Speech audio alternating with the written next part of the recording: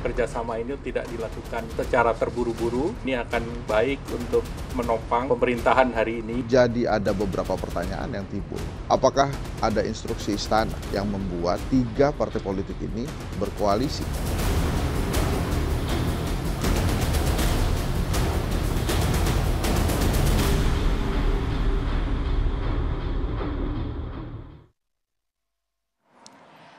Selamat malam pemirsa, apa kabar Anda? Senang sekali saya Dwi Anggia kembali hadir ke hadapan Anda di Dua Sisi Kamis malam ini. Pemirsa, seperti yang sudah kita saksikan tadi bahwa ini sudah mulai berbentuk ini ya koalisi. Pemilu presiden masih 2 tahun lagi, namun peta koalisi partai politik sudah mulai bergulir menjelang 2024. Dan meskipun masih bisa dibilang abu-abu ya, karena belum ada nama capres dan cawapresnya untuk dideklarasikan.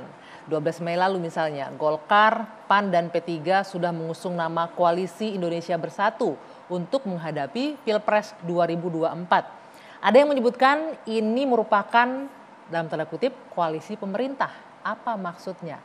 Lalu bagaimana pula nasib koalisi partai politik yang saat ini ada di koalisi pemerintah dan juga di luar pemerintahan? Kemanakah arah koalisinya nanti menjelang 2024? Kita akan membahasnya malam hari ini di Dua Sisi selengkapnya. Bersama saya Dwi Anggia.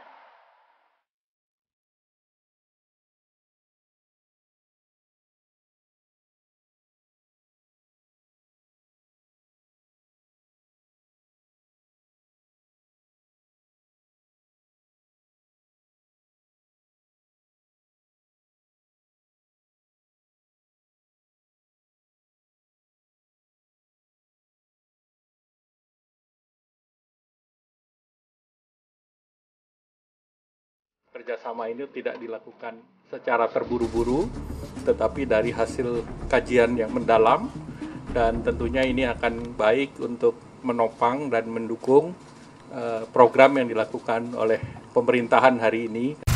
Apakah ada instruksi istana yang membuat 3 partai politik ini berkoalisi? Yang pertanyaan kedua, kenapa yang lain gak diajak? Gitu kan? Nah, saya memprediksi kalau memang benar ada instruksi istana, maka ini jadi menarik. Pasti kaitannya ada Pilpres 2024.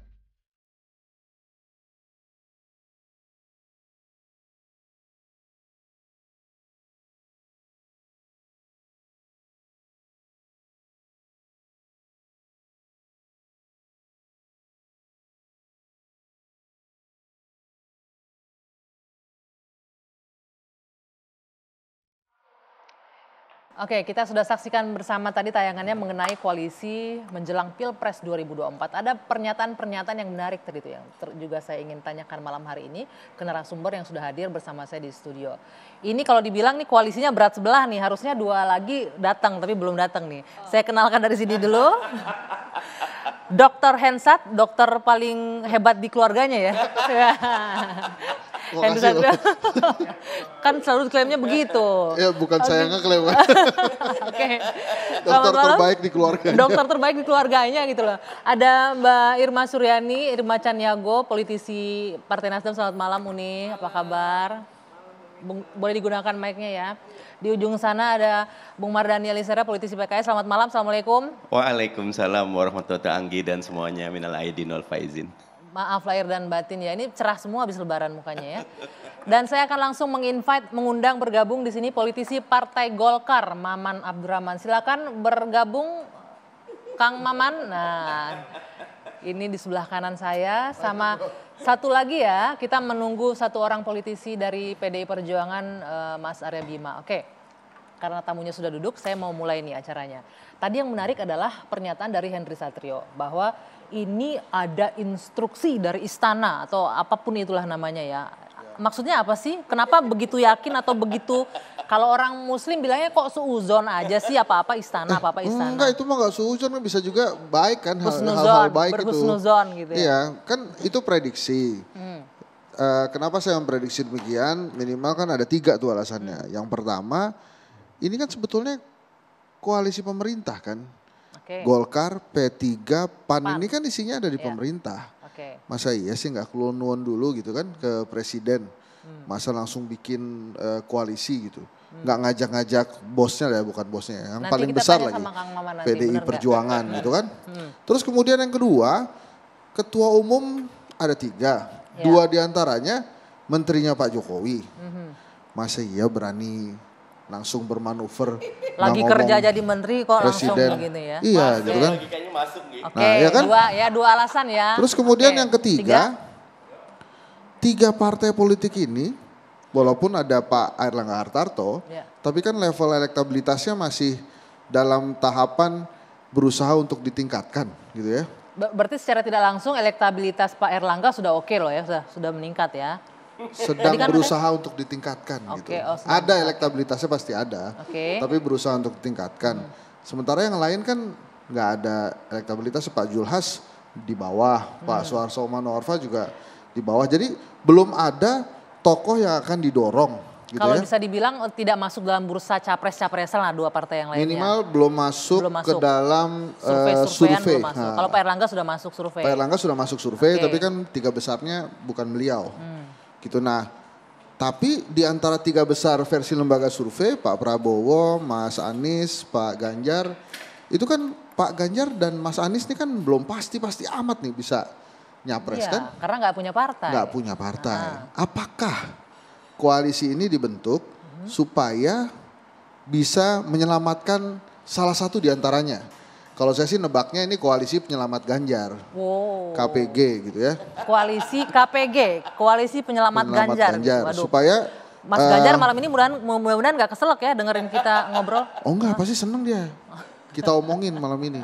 Nah, sehingga karena nggak ada tokoh sentral, kemudian ada tokoh yang bisa diselamatkan, mungkin saja ini juga udah ngobrol-ngobrol sama istana, Pak, kira-kira nanti siapa Pak gitu. Mungkin ya kan, prediksi kan boleh. Saya mau langsung ke Kang Maman nih. Prediksinya Dr. Hensat ini luar biasa loh ini.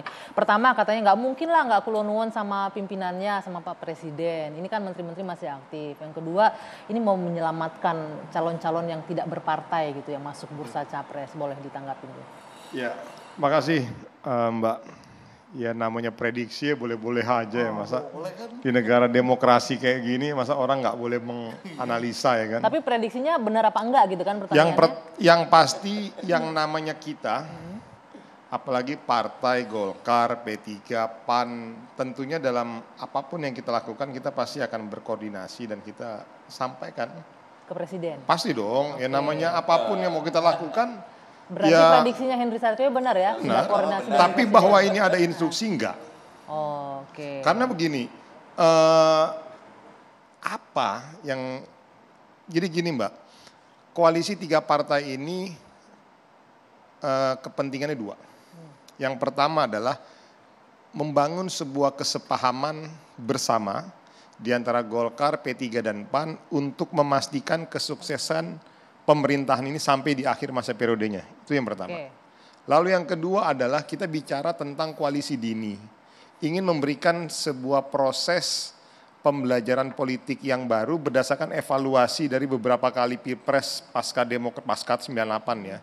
Selama ini kan cenderung kalau kita berkoalisi itu H-1, H-2 baru kita nyatakan koalisi. Koalisi mepet Dan lah itu ya. seakan-akan partai itu hanya sekedar untuk Transaksional. tiket semata. Oke. Jadi kalau kita mau nonton 21, film Marvel gitu, kalau kita beli tiket, udah habis itu kita masuk gitu. Ini kan yang terkesan di mata publik sekarang selama ini. Nah, kami Golkar, P3 dan PAN mau mencoba membangun sebuah budaya politik baru dari jauh-jauh hari. Kita sudah membangun sebuah kesepemahaman. Bahwasanya kesepemahamannya sudah masuk kepada konteks capres, cawapres, belum. Ini masih terlalu jauh dan masih terlalu dini juga. Yang pasti hari ini bahwa Golkar, P3 dan PAN sudah bersepakat yuk kita sama-sama. Kita coba evaluasi sih mana yang udah baik di pemerintahan Pak Jokowi Kiai Ma'ruf kita pertahankan. Lalu kita teruskan yang memang sudah baik. Lalu yang kurang kita evaluasi. Lalu yang kedua membangun sebuah platform program. Ini bagaimana sih ke depan, seperti apa yang harus kita perbaiki. Jadi jauh lebih ke situ. Lalu yang ketiga, kalau tadi merespon yang disampaikan oleh Mas Henry Satria, Mbak, kita ini ngurusin partai capek, Mbak. Mbak Irma, Mas Mardani, dan nanti ada senior saya, Mas Arya Bima, kita ini orang partai. Saya ini kader Partai Golkar Tulen dibesarkan dengan doktrin karya kekaryaan yang ada di partai saya. Tentunya secara subjektivitas kita sudah ngurusin partai, kita ditempa dengan segala dinamika yang di partai, program-program partai, doktrin partai, ya tentu kita inginkan kader partai kita sendirilah yang maju. Berarti memang bukan buat mengamankan kader lain, calon Aduh, lain. itu menurut saya, maka tadi saya bilang, tapi boleh namanya orang mau beranalisa ya masa nggak boleh, tapi saya rasa logikanya nggak masuk. Oke. Pertama kalau buat Mas Ganjar ada PDIP, ngapain kita sibuk-sibuk ngurusin kader partai orang yang Karena PDIP udah datang loh, makanya nanti kita invite Mas Arya Bima ya. Dan secara etika Mas Arya Bima pun boleh langsung, Mas sebentar. Yo. Nih ada PDIP katanya, ngapain kita siapin buat Mas Ganjar. Iya, Mas. Langsung ditodong nih Mas Arya Bima. Tadi disebutkan oleh Henry Satrio, ini koalisi Golkar, PAN dan P3 ini untuk menyelamatkan Ganjar gitu loh. Katanya ada PDIP, kenapa nggak PDIP Ganjar? Sebelum dilanjutkan boleh direspon dulu nggak? Kenapa nggak PDIP gitu loh. Itu yang tertarik saya. Iya, kalau orang Jawa bilang tuh utak-utik gatuk itu bisa-bisa saja, terserah ya para pengamat. Memang di era sekarang melihat situasi pertemuan-pertemuan para tokoh ini sangat penting di dalam menciptakan satu iklim keteduhan supaya narasi-narasi dalam berbangsa bernegara dengan berbagai kompleksitas masalah ini harus diisi warna kesejukan. Oke, bahwa itu ada kalkulasi-kalkulasi kemudian terkait dengan prakondisi atau penjejakan antar partai politik itu juga sah-sah saja. Karena secara undang-undang kesepakatan saya sama Kang Maman dan seluruh anggota DPR dengan 20% parliamentary threshold yang harus dijadikan sebagai prasyarat untuk mengusung presiden ini kan tidak hanya mengusung orang tapi juga mengusung ide gagasan yang harus diterjemahkan oleh calon tersebut. Oke, Mas Arya Bima, dan mungkin saya potong sedikit ya. Tadi itu konteksnya adalah ini kan koalisi Indonesia Bersatu ini untuk menyelamatkan Ganjar. Kalau prediksinya Henry Satrio, tapi dijawab Kang Maman, enggak lah kita kan kader partai bekerja segala macam, masa iya nyiapin buat kader lain. Ganjar kan ada PDIP. Nah pertanyaan saya, PDIP. Saya kira betul ya bahwa hal-hal yang terkait dengan alasan Kang Maman ini tidak sederhana menentukan orang tanpa sebab akibat gitu loh. Kalau dari PDI Perjuangan jelas bahwa Ibu Mega diberi kepercayaan penuh oleh Kongres Partai untuk menentukan siapa calon dan kapan harus mendeklarasikan dan berkoalisi dengan siapa. Masih itu belum berarti ya? Bicara soal ide gagasan, visi misi, kebijakan, program yang harus dilanjutkan. Dan bagaimana PDI Perjuangan dengan partai pengusung seperti Golkar, seperti juga Nasdem, juga seperti partai-partai pengusung lainnya itu ingin narasi besar nawacita Jokowi dengan fondasi infrastruktur ini dilanjutkan ke depan supaya Indonesia lebih produktif, supaya Indonesia lebih baik. Itulah narasi keyakinan kita, tidak urusan soal nama Jokowi. Ide yang kita titipkan, yang kita tugaskan kepada Pak Jokowi saat itu untuk menjadi calon presiden. Jadi kalau itu kemudian hanya jangan dikerdilkan urusan Ganjar, urusan Anies, urusan Mbak Puan, urusan Prabowo. Orang itu sebagai satu akibat. Memang kita terframing seolah-olah partai ini digiring dengan yang namanya popularitas dan elektabilitas. Seolah-olah partai ini hanya suruh nurut dengan perhitungan-perhitungan survei. Walaupun itu nggak salah ya. Itu nggak salah ya. Popularitas dan elektabilitas tetapi penting loh ya. Bikin partai seperti Golkar, seperti PDI, seperti PKS, seperti Nasdem, ini kan merumuskan ya tempat pendidikan politik, ya sebagai artikulasi, agregasi, ya bagaimana arah lighting star ideologi itu menerjemah di dalam suatu kontekstualisasi visi misi program kebijakan. Ini tidak mudah. Indonesia ini 240 juta rakyat yang kalau kita keliru bermain-main politik hanya sekedar narasi kekuasaan saja, ancur loh ini bangsa. Tahan dulu. Tambah sedikit lagi. Sebentar kita jeda dulu. Tadi yang juga menarik tadi Kang Maman bilang bahwa ini untuk mengamankan kepentingan presiden sampai selesai. Pertanyaannya kenapa kan koalisinya partainya banyak, kenapa cuma bertiga, kenapa PDIP nggak ikut, yang lain ikut. Tapi nanti dijawab. Jeda dulu, dua sisi akan kembali saat lagi.